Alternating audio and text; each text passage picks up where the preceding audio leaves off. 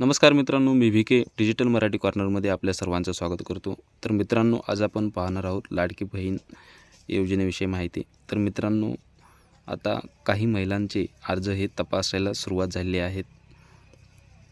तर या तपासणीमध्ये कोणकोणते अर्ज बाद होणार आहेत ते आपण पाहणार आहोत.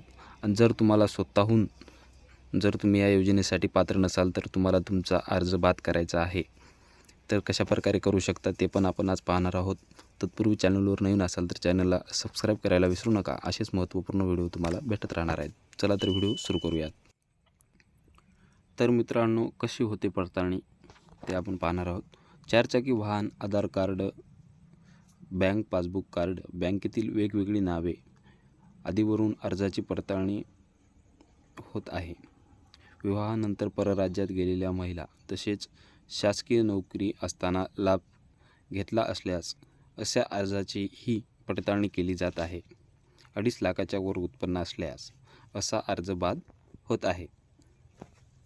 तर मित्रांनो, या ज्या काही अटी आहेत याच्यामध्ये जर तुम्ही काही महिला बसत असतील तर ते अर्ज बाद होणार आहेत.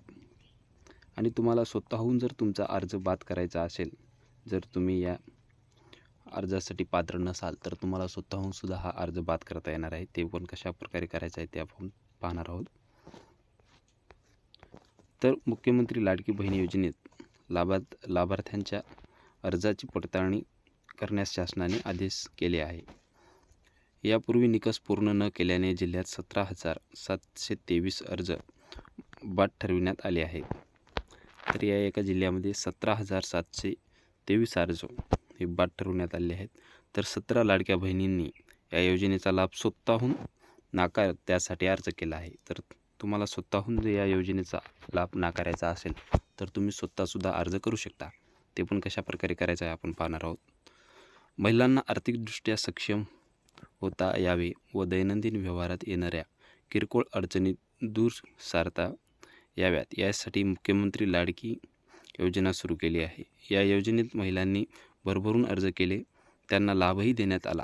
त्यांचे अर्ज परिपूर्ण होते अशा प्रत्येक महिलाला लागलीच लाभ मिळणे सुरू झाले.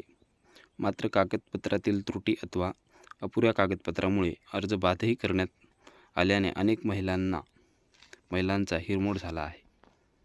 तर मित्रांनो, आता तुम्हाला स्वतःहून लाभ नको असल्यास कशी माहिती भरायची आणि अर्ज कुठे करायचा आहे ते आपण पाहणार आहोत. ज्या महिलांना लाडकी बहीण योजनेचा लाभ नको आहे त्यांना स्वतःहून माघार घेता येणार आहे. त्यांना www.ladkibaheen.maharashtra.gov.in या संकेतस्थळावर जाऊन ग्रीव्हन्स यावर क्लिक करावे. त्यानंतर ॲड ग्रीव्हन्स वर गेल्यानंतर दिलेल्या पर्यायानुसार आवश्यक माहिती भरावी लागणार आहे. त्यानंतर लाभार्थ्यांना स्वतःहून योजनेतून माघार घेता येणार आहे. या योजनेचा अनेकांना लाभ झाला आहे. तर अशी महत्त्वपूर्ण माहिती होती मित्रांनो. आपल्या लाडक्या बहिणींना शेअर करायला विसरू नका. धन्यवाद.